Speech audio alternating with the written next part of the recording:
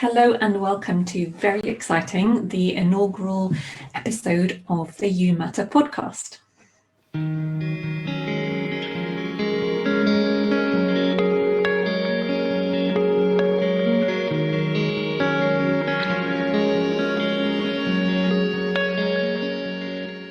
Welcome back to You Matter. So today, as well as setting the scene and letting you know what kind of things you can expect from the podcast, I'll be interviewing none other than Jack Chew, because one of my clear aims for the podcast is to conduct brave, open conversations that maybe sometimes go to areas where there's disagreement and maybe a little bit of discomfort. And what a perfect guest. Jack, as you know, is not shy of entering those kind of debates. So let's see how we get on. Please do go and find us on social media. You can follow us on, I think it's 7 platforms now. And if you're on iTunes, then please do give us a 5-star rating. I'll be back at the end for a quick roundup. Hello and welcome to what is really the setting the scene episode for my new podcast, You Matter. So what I thought might be sensible is to let you know what you can expect from You Matter and why it will be relevant to you. So really, You Matter has 2 aims. Firstly, to support the welfare of clinicians, and secondly, to be a small part of the not small job of pushing our profession forward. And I'm really excited that You Matter might be a part of both those processes, because I personally believe they're hugely interlinked. You're not going to get the profession moving forward if we don't focus on the well-being of clinicians.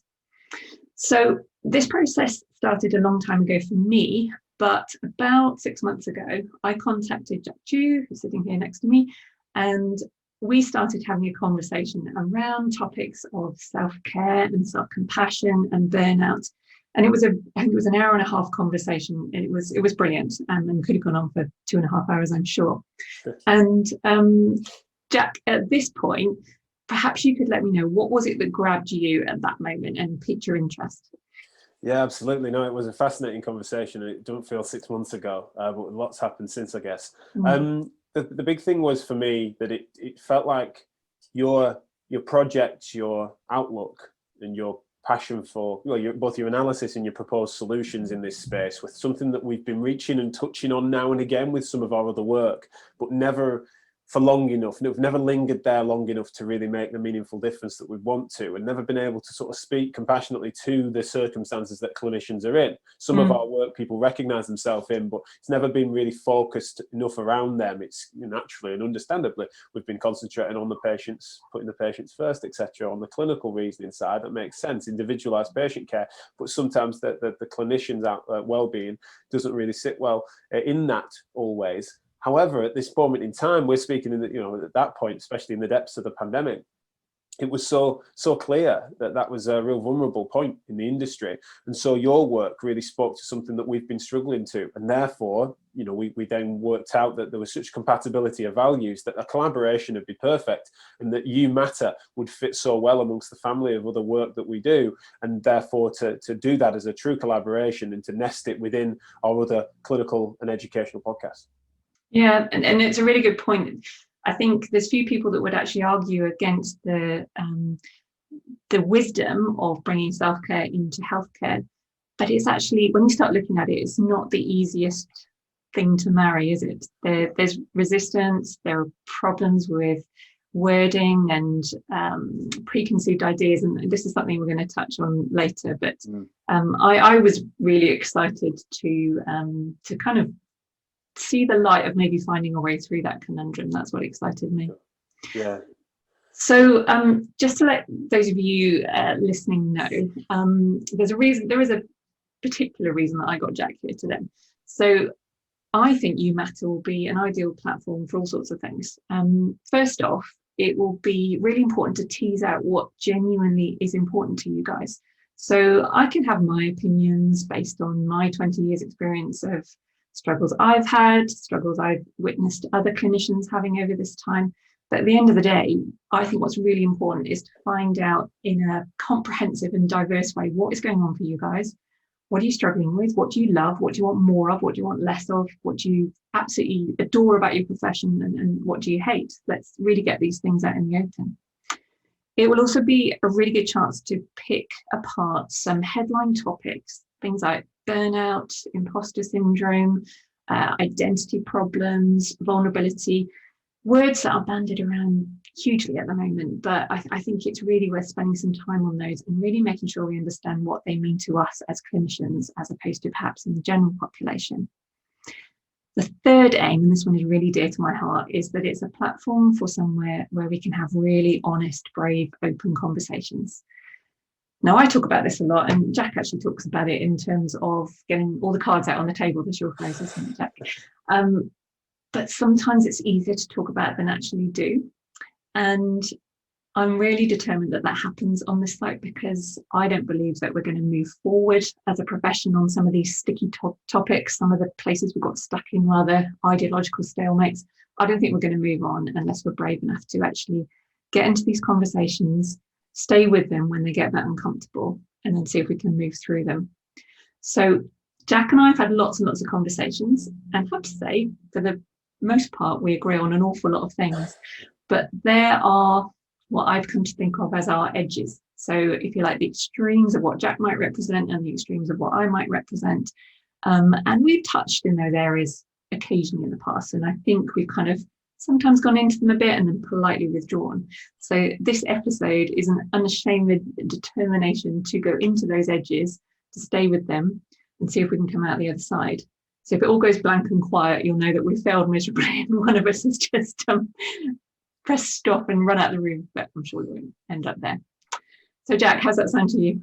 Yeah, I'd love to feign surprise. I'd be like, Joe, you snuck me in here. I didn't expect that. But yes, I've consented to that, and I look forward to getting into said edges. I think one of the things that naturally comes with the more conversation that you have, the more comfort you have with someone, then you're naturally going to be able to weigh in on those things that maybe there are differences of opinion on, but be able to have them out sensibly. And what you're trying to create is a platform in which we can be bold and be brave, but also in a safe space. So yeah, really looking forward to it and being your guinea pig, for want of a better term. Excellent. Well, let's go with perhaps not the most controversial topic, but I think possibly on the first Chewing It Over I ever did with you, Jack, you threw in literally in the last 30 seconds, did I think stoicism, there was ever a place for stoicism? And I don't think I really answered it. I said something like, yes, possibly, but not as a default method to rely on. More of a 40-second answer that's required rather than a 30-second answer. Yeah, I think so. But it made me think afterwards. Cool. So I've got my views on what stoicism means, and I know there are lots of different interpretations of that. So before I preempt anything, Jack, can you tell me what your interpretation of stoicism is? Yeah, it's a really good question. I mean, in that instance, and actually the thing that stoicism elicits in me is twofold. One is almost as an academic interest. I've studied Stoicism as a philosophy, the Meditations of Marcus Aurelius and others, the sort of classic texts in a way that offer a Stoicism as philosophy. And then there's this sort of what we consider to be Stoic behaviour, especially there's something that's funnily interlinked with sort of Britishness of a sort, right? There's a stiff upper lip sort of mentality that's often described as being Stoic, or that we would ascribe to people's personality types, etc., as Stoic. And those things naturally overlap, those two things I'm mentioning. But there is sometimes a relevant distinction, because sometimes it's sort of banded around. And typically, I think my interests and certainly the way in which I found myself using the word most, or thinking about the word and how it might apply to my identity, is certainly in that Marcus Aurelius's Meditations type situation. And I think that generally speaking, it's for me a matter of how we might handle, I suppose at its core, I can't help but give a bit of an analysis, a conclusion of an analysis almost, really, for what it means to me, which is certainly how we handle the things that can't necessarily be in our control. And right. Fundamentally, that's what it meant a lot to me. Now, that's my reading of it, of course, and a lot of reading that's been. But generally speaking, it's that ability to sort of to be unflappable and be someone that then is not necessarily then always allowing themselves to indulge the visceral emotions that might emerge, having that bit of poise, having that bit of calm, and not necessarily always allowing that to drive down sometimes really interesting emotions that can emerge, but just having that ability to stay rational and level-headed, especially in the work that I'm in. I find myself leaning into what would be considered philosophical stoicism, because I feel like that is sort of an appropriate thing for a chat show host or a presenter or a moderator of debate, etc. to be. And so whilst I don't want to overindulge that side of me, I find it to be a really useful thing. Yeah. So yes, I thought you might be referring to some of the Stoics as a sort of group, and it is sort of like a fatalistic methodology, isn't it? Accepting what you can't change. So there's a few questions that come out of that. So I can picture what you're saying, and most people listening are obviously not chat show hosts, but will be able to picture themselves in front of a patient, and not just that, but maybe being with a patient or having to have a conversation with a colleague, or maybe someone they perceive as superior or something like that. And yeah, I can see there's that that kind of inner calm, isn't there? I think that's what you're referring to. Yeah. Would you say that you find that a very easy place to go to, or does that require conscious effort and energy for you to shift into that mode? Hugely context specific on me for that. Sorry, with me for that. Because sometimes it's almost automatic, and sometimes it is, you need to bite your tongue. Now, that's something to say that, you're poking already at something that I want to make sure I put in play, is that I can see how it can become pathological in any individual, and as if taken to the nth degree, and especially if someone is fighting it, like their disposition is otherwise, they are then trying to lift that in almost as a retrofit methodology of how to interact. I think it's false. It's not smart. You're suppressing lots of things. I think it would contribute to burnout and the other things I'm sure we'll come to. But generally, in me, honestly, I think in some circumstances that just does feel like my natural disposition, especially when it comes to trying to elicit information, cards on the table being my job. And I feel like that in patients as well, really, with regards to subjectively assessing someone. Sometimes you're sitting down with someone, and for various reasons, sometimes good or bad, and sometimes various different faults and causes of fault at play, they're being somewhat, in that moment, obnoxious. And you're needing to sit in front of them and try and elicit information that might help you to help them, and try to build a rapport against in challenging circumstances. In those instances, it's quite natural for me to be what would be considered stoic, because it's something that I'm so far from hot-headed in that moment. Whereas in certain conflicts that can occur, especially interprofessionally, especially when it's something that I'm particularly passionate about, then that's where my blood can boil and tempers can run high, and that sometimes I think maybe I'm over suppressing some emotions, of which this veneer of professionalism that is assumed, that sometimes takes the edge off people's character and personality in such a way. Now, it's amusing because some people would suggest that I don't do that enough. Some people have inferred and continue to infer that there's a lot of unprofessional behaviour that comes from me allowing the personal to mix with the professional, allowing my sense of humour to come out in various different contexts. Some people just don't think that that's proper. And so people, I do accept that the context matters to these things, and that I don't always toe a line that's sort of in keeping with what I'm describing. Yeah, no, and I think, again, taking it back to the clinical scenario, I think it's a real dance that we have to engage in most of the time. And I mean, gosh, I'm a long time into my career now, but I can almost remember learning to play the role and not expressing it, but being completely aware that that's what was happening. And these days, I often consider, so my husband has never seen me with a patient or to teach a class or anything like that. And I often get this thought, would Ian totally recognise that person?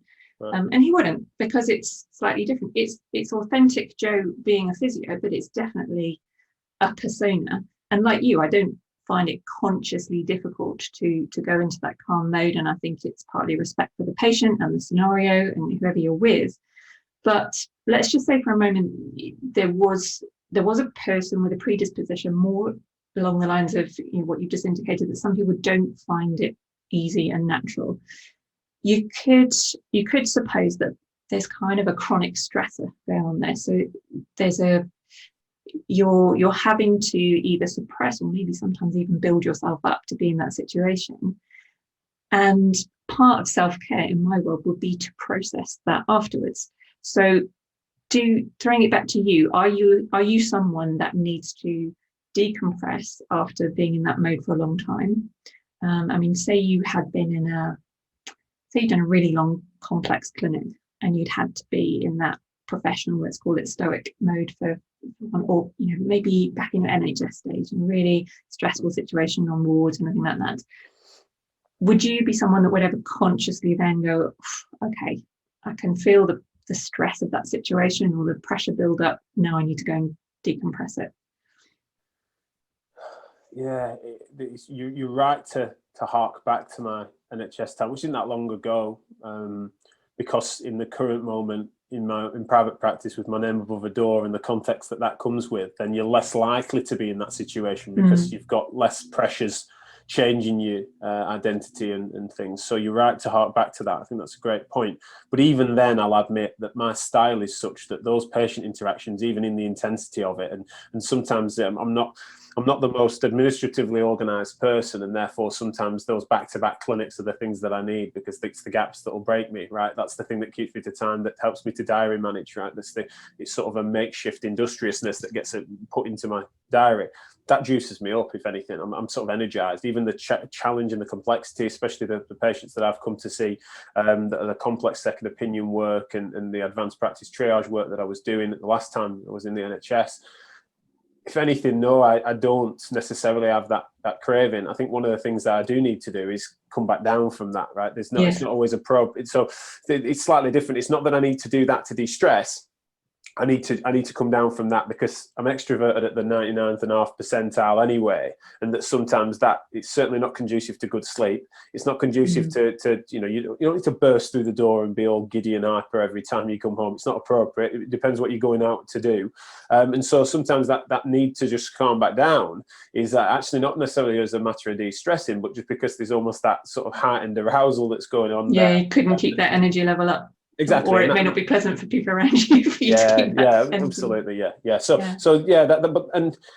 but I think that is admittedly, when I've spoken to many others about this, I am a bit of a rarer breed on that, really, compared to most, and that's one of the reasons why they punted me their patience.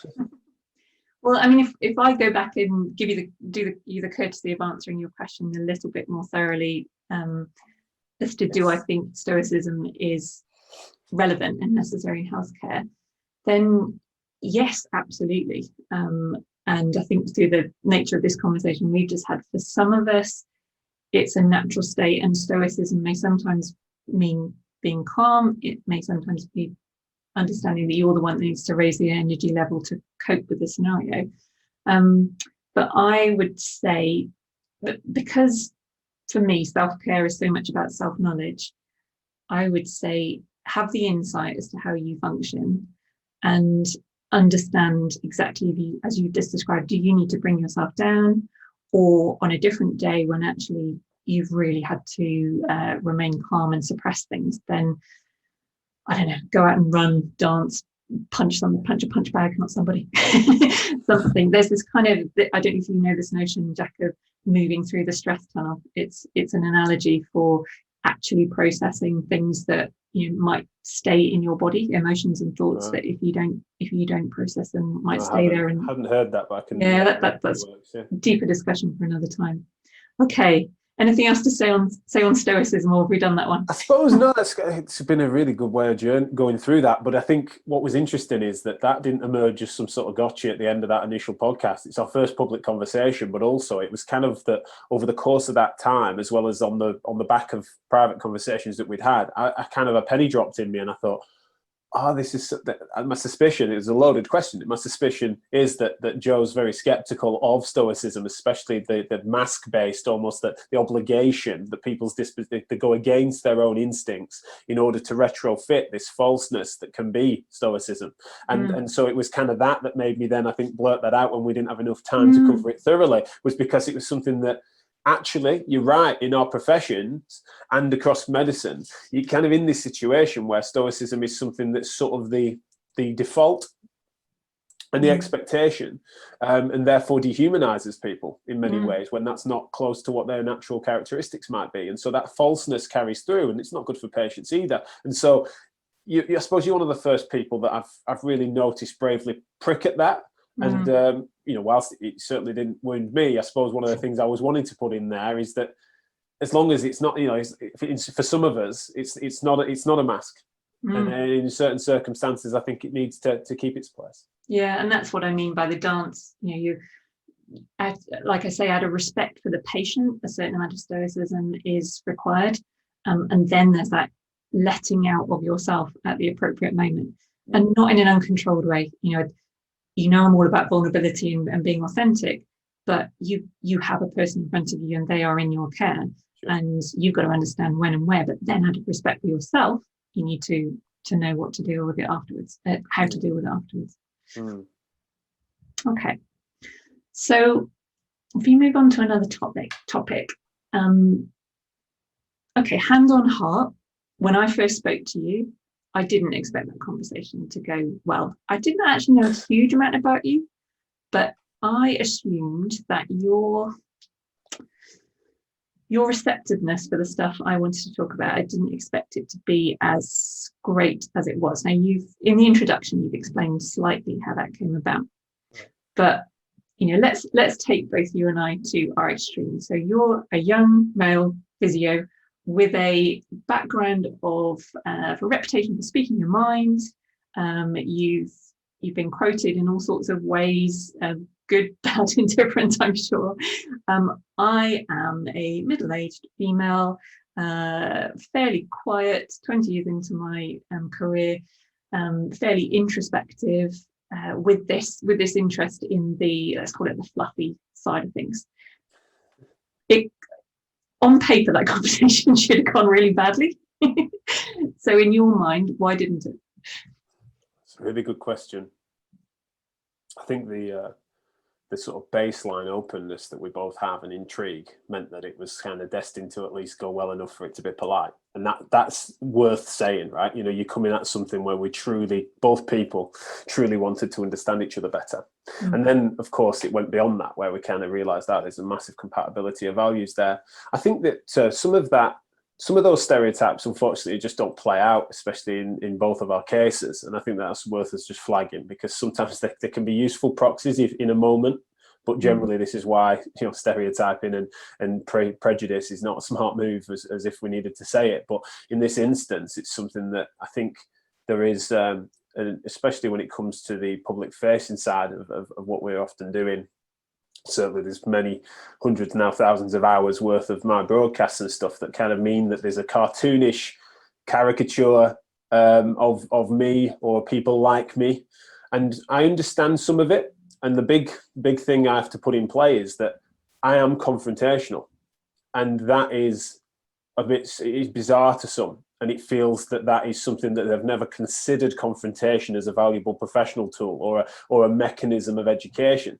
And so, obviously I would defend that confrontation being not an aggressive confrontation or not a passive aggressive confrontation, but fundamentally I'm confronting people with a difference of opinion. I'm confronting people with challenge in such a way that sometimes there's been, especially, I've only been qualified 10 years. I've been broadcasting for 7, right? That guy, who on earth was I at 3 years qualified to challenge a professor on an opposing view? Rarely my opposing view, by the way. It was like, here's your nemesis from Spain who disagrees with your research, right? I'm that guy. I was the journalist coming at it as devil's advocate. And so that confrontational style sometimes meant that people then painted it as being more aggressive than it ever was. And so I think that sometimes has tarnished reputation to some extent, but I'd hope is a misrepresentation. So actually, at the heart of it is a real what I hope is a sort of thoughtfulness across the industry to try and raise standards. That's my entire project. Now it's broad rather than deep, but my project is to raise standards across MSK healthcare and beyond, as well as those things that I've noticed that education's a core part of that. And so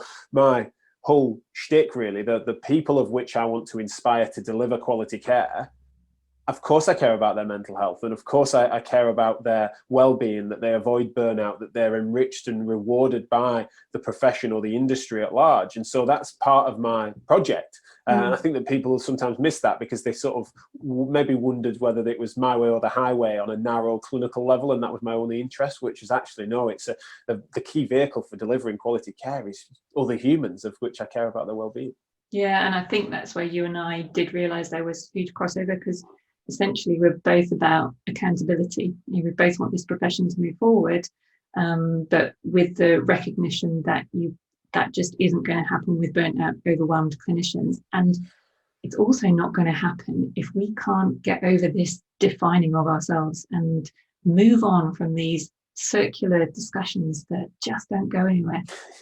Why do you think that is? I mean, you're someone who is happy to bring something out on the table, and what I see when you talk, Jack, is that almost you're bursting. You can't not let that question come out, and if it comes out as conflict, then maybe that's because of the enthusiasm with which it's delivered. And I hear you that it's coming from a heartfelt place and a wish to better things. But why do you think that can't happen or doesn't happen in a positive way? Why do these conversations escalate to a point where either it becomes almost cartoonish on Twitter sometimes and becomes a sport to watch other people engage in it, or it just makes people retreat and think, I ain't getting involved in that?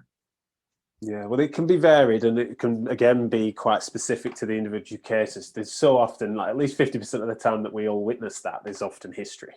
And like relevant background history and stuff, and that people have been primed, and even the interlocutors don't realize just how much those prior influences have colored that interaction in such a way that no one's getting the full context apart from them. So that's one side of it. But the big thing, I've reflected on this lots over the years, and especially recently, and I think that the big thing is that we've got these complex identities that blur the lines between personal and professional, and that sometimes that's, my whole, the sort of generalized appropriately, what I consider conversational liberalism to be that you criticize ideas, not people. But we understand that people have ideas, and sometimes if your idea is so tethered to your personhood, and you feel like actually your style of practice or a modality or a particular training course philosophy that you went on that you got all the way to level 5 on, right? It's going to have its fingerprints over your personhood.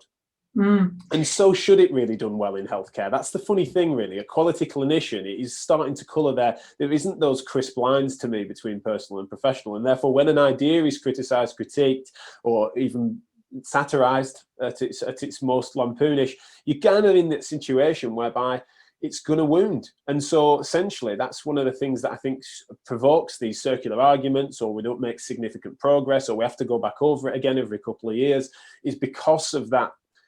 It becomes personalized by accident often, even by those that are trying to keep it as just being a sort of facts-based discussion, apparently. Yeah, I mean, we're such, by our very nature and the reasons we went into these professions, we are sensitive human beings, aren't we? Probably more so than average. And yeah, I hear what you say about the wound and also the personalization. And my personal experience and what I see going on with others is that there's such a tendency to hear something and, as you say, personalize it. So I think the language is so important. If you hear a word, and I'm going to challenge you on the cowboy word that you've used a couple of times, I think, certainly in relation to COVID. I think last time was probably in relation to whether you opened your clinic or not during the last lockdown. Sure. Oh no, it was to do with whether you made online a priority or not, I think. Right. So an unquestionable fact in that is the right thing to do. But the word cowboy, and another one I hear a lot is charlatan. I'm going to ask you what you meant by cowboy again, just so I don't preempt it too much. But particularly charlatan, I hear that one loads. So there's a lot of charlatans out there. You hear that, don't you? And the definition actually does relate to, I didn't realize, to purporting to have greater medical expertise. I didn't realize it was actually a medical term.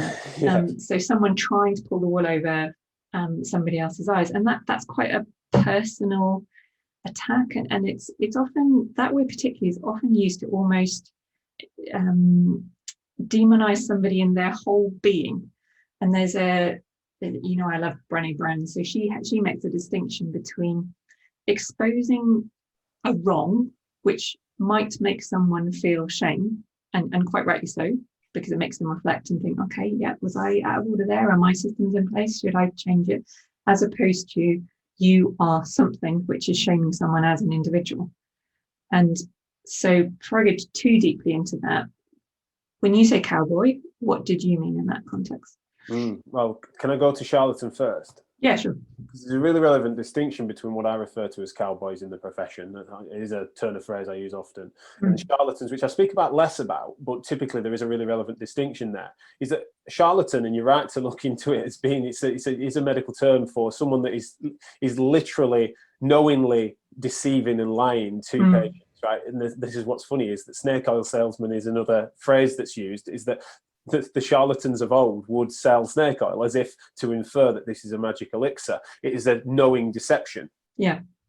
Whereas, and there's lots of out there in healthcare, yeah. But typically, I've never called someone a charlatan. Fortunately, I've not had interactions with that, and it's also just not something that interests me. It's kind of, that's the obvious stuff, really, is that there's sometimes things are just obviously misleading, and people are knowingly peddling falsehoods and smirking. If you caught them out, they'd be the ones that say, well, I got away with it for a while, right? They're knowingly deceiving.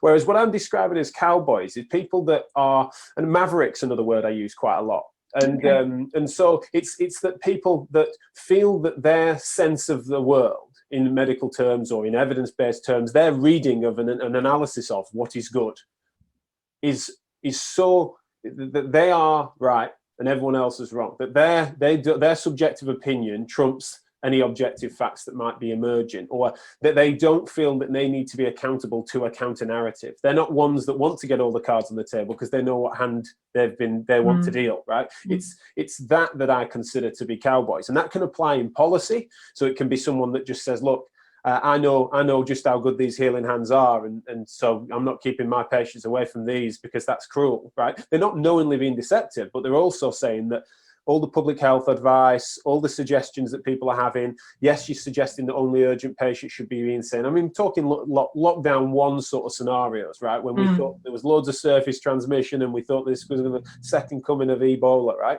We're in a situation where there were people that perceived themselves and had such a high esteem of themselves based on subjective instinct that they weren't putting it through any sort of sensible lens, in my opinion, any rational analysis.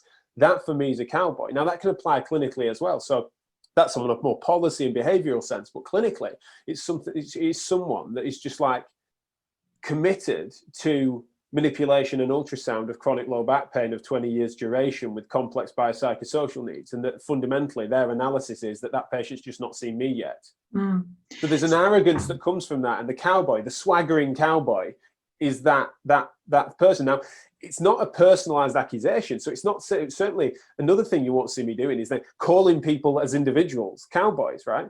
Now, this is where it's complicated, because if I'm talking about my caricature cowboy and they recognize themselves in that, I don't take a lot of responsibility for it, because it speaks to what we've mentioned before.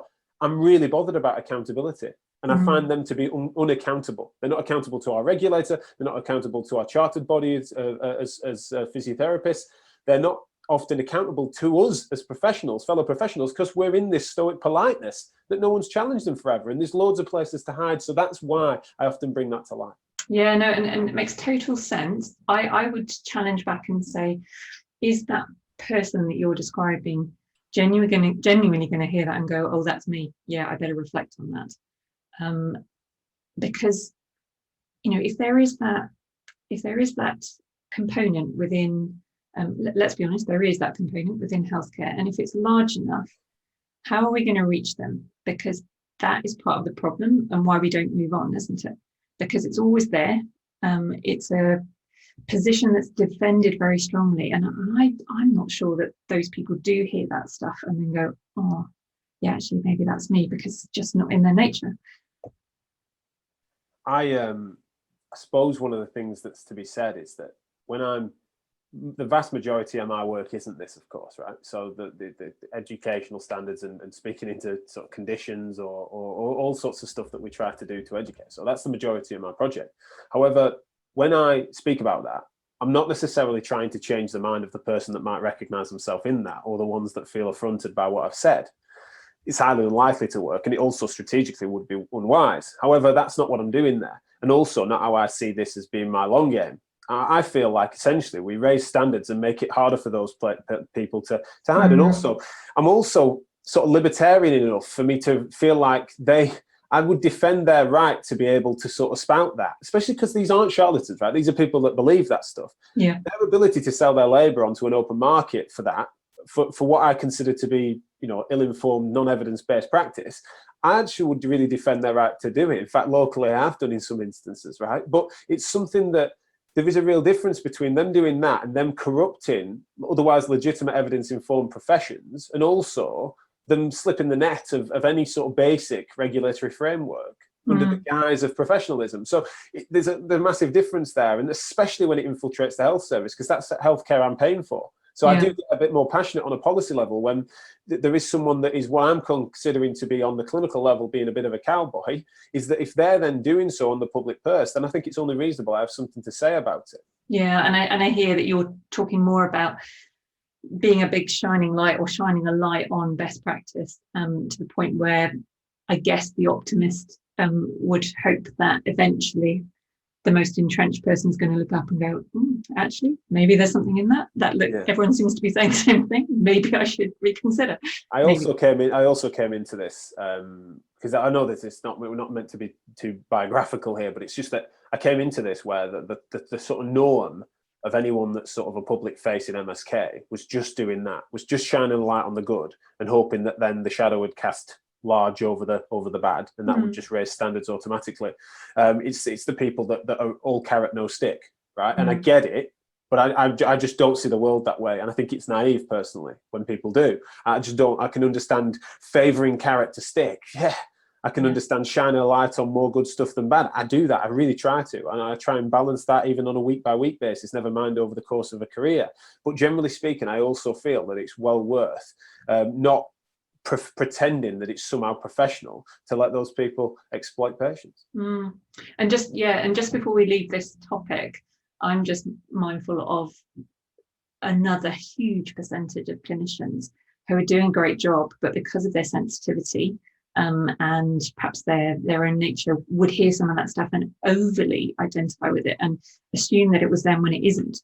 And I think that speaks to a lot of what I'm about building people up, making them actually recognize their worth and stop undervaluing themselves, and realizing that actually, if they can have the confidence to step up and get involved in conversations, it will only support what they're doing. And there will be things to develop and improve, but I think we need to be careful of this kind of almost endemic underconfidence.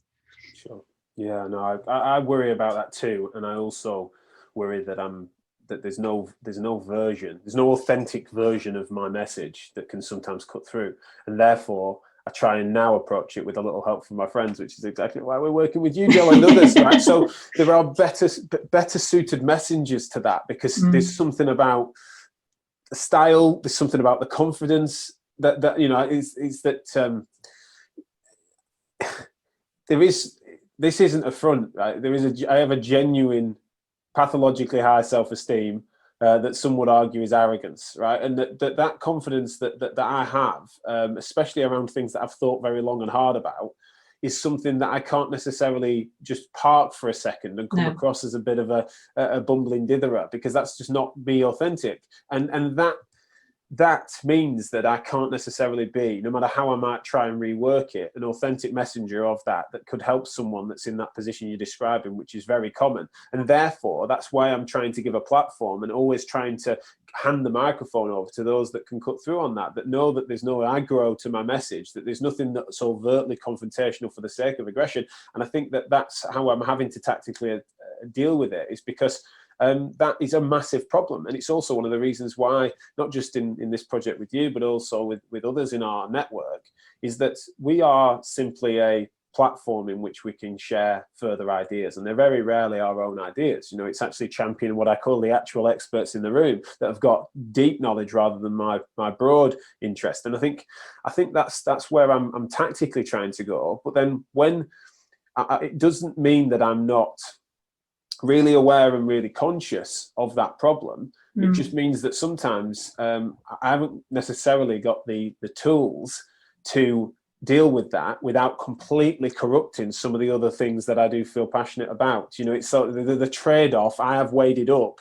And unfortunately, for some people who disagree that that's a smart balance, I've decided to still go with what we're doing. Actually, and you've led me beautifully into another question I wanted to ask you, which is, so you've said a couple of times that, I don't know if you were referring to professional friends or friends outside of MSK, but correct me if I'm wrong, but my interpretation was that a couple of friends had sort of gone, "Oh, Jack, heard you talk to Joe a few times, and you're doing Wellbeing Wednesday.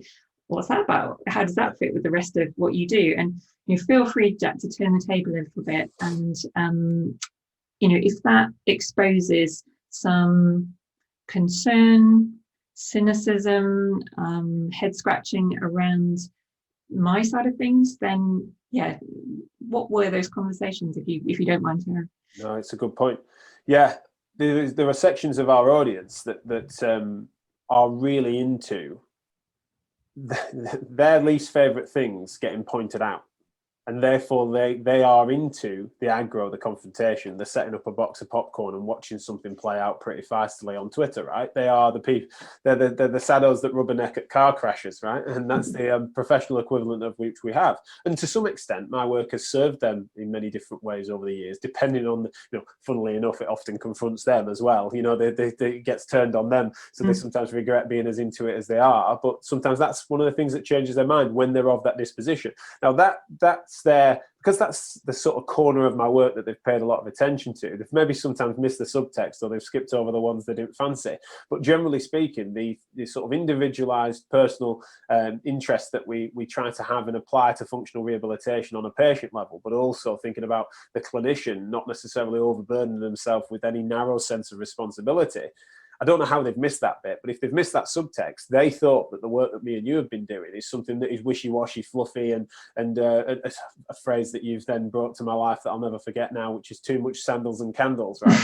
I just think is fantastic. Now, that for me, again, was a misreading from a corner of our audience, of which actually my response, which was not dissimilar to that, was one that they then said, "No, that's a fair point, actually." Yeah, they utter far, the big picture, of course, why wouldn't it include that? And they agreed with those principles, of course, because I'm proud of how thoughtful our audience are, but I think instinctively, yes, that's how they responded, some of them, and even friends, yeah. But then also, I think that there is an element that, you personally don't need to defend, but needs to be defended of the corner of the industry of which you speak, is that unfortunately there is a lot of woo that can infiltrate, and sort of pseudoscience and some over, that's sort of a new age spirituality that kind of comes to it, that people get a bit of an aversion to, because of the fact that it feels like there's been a long-standing frustration of the fact that we've been too much dining out in the subjectivity and not hard enough towards some sort of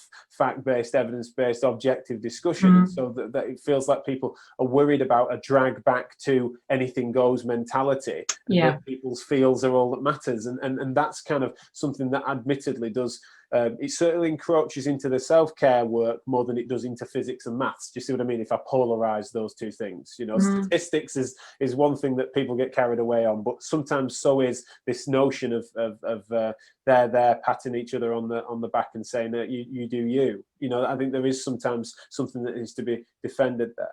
Yeah, and I think it does need defending, and I'm really pleased that the conversation has come around to this point and exposed it, because it's a deep discomfort for me, or it can be if I don't work it through properly. So when I went off to train as a coach, I was at a point where I did consciously want to move away from my clinical world for a little bit. There was kind of a build up to it, which I can go into another time. But so I almost immersed myself in this coaching world, albeit with mostly lawyers and doctors actually, so there weren't a lot of sandals and candles going on there. And collectively we all sort of went through our cringe and forced ourselves to go into this world which was totally different to our normal professional world. And then I almost came out of it again and started to think about, does this have relevance to physiotherapy and healthcare in general? And there's all sorts of things. There's a language that if you're not careful, you can start to pick up, and it's really off-putting. And you and you've had a chewing over session about aspects of that. But you also, if you're not careful, you do start to drift into this, I don't need to explain anything, as long as I can make an inspiring quote and have an opinion which sounds persuasive, then that's enough. And to be honest, there's still lots of that concern within me, but I'm so passionate that the sensible side of this stuff gets into healthcare, so that clinicians are well and supported and as brilliant as they can be, that I'm determined to find a way to make it acceptable. Some of it is about language, but I've been thinking more recently about objective measures. So if you take coaching, for example, what you're trying to do is affect behavior change. You're not just teaching someone intellectual concepts, because nothing will change. They'll learn a few new words and ideas and phrases, but what you actually want to see is that they behave differently in a way that then benefits them and ultimately their patients as well. Yeah. And I don't think at the moment that's being measured. So life coaching, for example, is when you're asked to describe it to a client, you'd say, well, in essence, you're taking someone from a situation that they're not happy with, and you're trying to move them into a situation that they are happy with. And I think one of the things that's really important about it to make it effective is that it's specific to the individual. So if I'm working with a clinician, then the beauty of that relationship is that I understand their world, and we can keep bringing things back and making it relevant. There's an efficiency to having someone hold a mirror up to you and almost work you through what could otherwise be a really laboured rumination process. You might get to the other side, but it could take you months or years. Whereas having someone actually go, look at this, let's really look at this as it is, no bullshit, this is what's going on, what should we do about it? And then the final thing is accountability. Someone actually checking, have you done anything? Have you changed? But you're absolutely right to raise these things. And I think the next thing I want to look at really closely is this objective measure. How do we actually measure whether there has been behavioural change? Individuality, confrontation, the mirror. Yeah. And accountability come responsibility, right? That's why we ultimately get on. Of course we do. But it's just that one of the things that done badly, the thing that I was saying needs defending is that it's this pseudo profundity that one size fits all, that the best of that side of the industry can be put on a poster with a nice sunset, and that's going to be all right. Yes, these things can sometimes move us, but that's how art can move us. That's how a piece of music can move us, which is definitely relevant and interesting, especially the physiology of it. The shivers down your spine when you hear which bit of art, which bit of music. Fascinating, but it's like the specificity matters when it comes to something that we're trying to apply. And it's like that's where the good is, and it's something that it's the generalities that are irritating, because admittedly that's the thing that applies across the clinical stuff that I'm involved in, the policy stuff that I'm involved in. It's the lack of thoughtfulness. It's not being put through several different lenses, several different filters, and being moved around. The cards aren't being put on the table, to overuse my analogy. It's that, generally speaking, this over assumption that it's all going to be all right because this is the way, and that if only you were meditating that bit more, if only you were being more mindful, if only you were suppressing that emotion and elevating this one, as if there is this cookie cutter approach to it, which we know that the richness and individuality of any given clinician, patient, person, leader, it's like that's what kind of irritates me and many, is that there's this notion that there's a right and wrong, that there's some sort of binary there that's not integrated. And what you've just spoken to there is exactly how and why I'm interested in your work, is because you puncture that, you take what is good of it, you've tidied it up, where you've taken what is good of it and cleansed it of some of the real wishy-washy stuff that just doesn't seem to suit and fit, especially in our profession within our industry within therapists. Is that these are often an interesting characteristics amongst them, right? You know, there's interesting dispositions that have self-selected into it, where there is a sunny optimism and an activeness and things like that isn't always a front. It's that then sometimes they're just a little skeptical to the fact that they are being sort of calmed down artificially by that pseudo profundity that I mentioned. Yeah, and a real danger, which we talked about before, of drifting into a kind of slightly dour, heavy feeling. You know, if we all just share our unhappiness, then that's the way through. And you know, sometimes it's got to be uncomfortable and really, you know, really quite difficult, and because you will not get change unless you really look in that mirror. But sometimes it can be utterly joyful, and for me, the ultimate aim of moving the people and the profession on, that's where the attraction is for me. And you know, that isn't a sad, heavy concept. That's fantastic. There's plenty of lessons that we definitely shouldn't learn from corporate business, but one of them is brilliant, is that the act of non-execs being in boardrooms, right? These are people that are outside of an organization that are then literally there to hold a mirror up now and again, and that's their only job, right? They're in a position where they're just being paid to consult and almost being encouraged to be kind of aggressive with their analysis sometimes. Now, the style of it's sometimes far more aggro than needs be in this context, but it's kind of that they've learned the lesson that sometimes those external forces, external voices that need to be come in, but still there's a massive difference between that just being an oppositional critique, and that's someone that is in the organization, that cares deeply about it, but is there to sort of appropriately and professionally problematize. And sometimes we just don't have that chance to be able to do that internally. It's not sometimes even healthy, or we've got the time to sort of really scrutinize ourselves in that way. Whereas done compassionately in a caring manner, that's good coaching for me. Is that analysis that's sort of thorough, that's appropriately paced, which only a specialist can do, is a really useful way of, as you mentioned, holding up a mirror and offering that opportunity for self-improvement in a non-judgmental fashion. Well, Jack, I'm aware of time, as usual. When you and I talk, it's racing on. But what a brilliant conversation to start with, and it's done exactly what I hoped it would, which is set the scene for really thorough and I think brave conversation. I think we've gone to some places that got a little bit uncomfortable occasionally. Hopefully not too bad. Yeah. Well, I think what's funny is that we tend to as ever. We find ourselves, even on areas that are edges, we find ourselves agreeing more because we at least understand each other's perspective. And I think that's the proxy for our patient-facing work, as well as this work that you're doing, is helping people to realise that when we get the detail out, then it turns out that there's far more overlap than distinction. And that's one of the things that is useful, is because the individuality matters. But generally speaking, I think that there's an opportunity for people to really recognise themselves in some of this stuff and to pursue it further with you and your work and the project and the podcast and all the stuff we're going to be creating around it, is to just help people feel supported but not drowned. Yes. You know, there's a balance there to be found, and you're really doing that at the moment, and I'm so proud and pleased to be working with you on it. So thanks as ever for this and for all you're doing.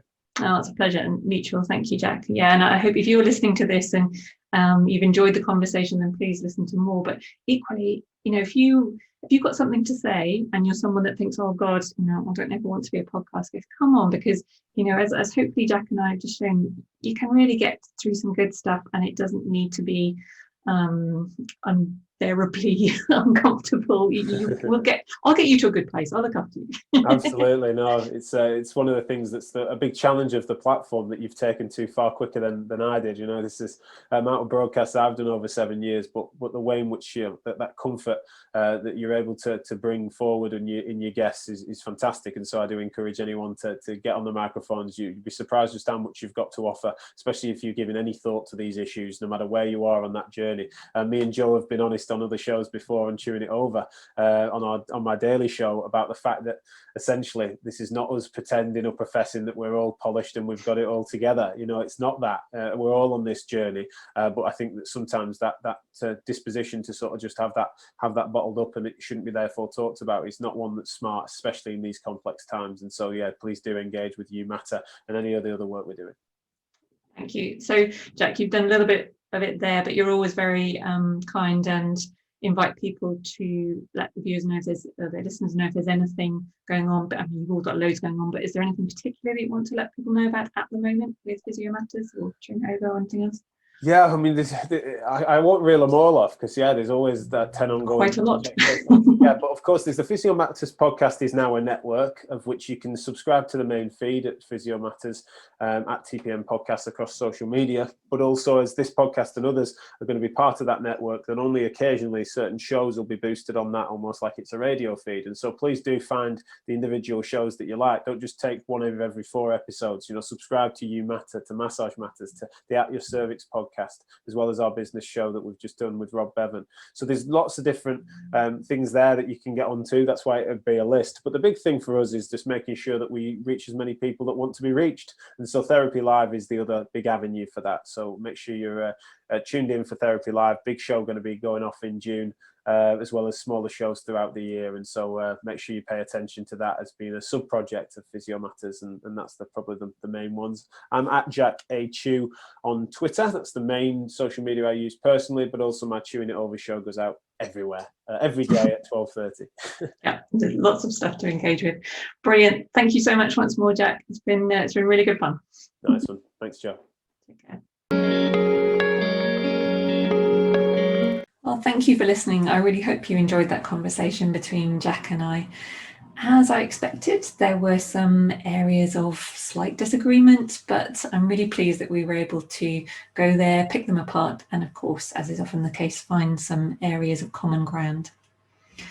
On the next episode of the podcast, I'll be interviewing Dr. Adam Harrison on the subject of professional identity. And that's such a big topic that I suspect it might be one of many episodes.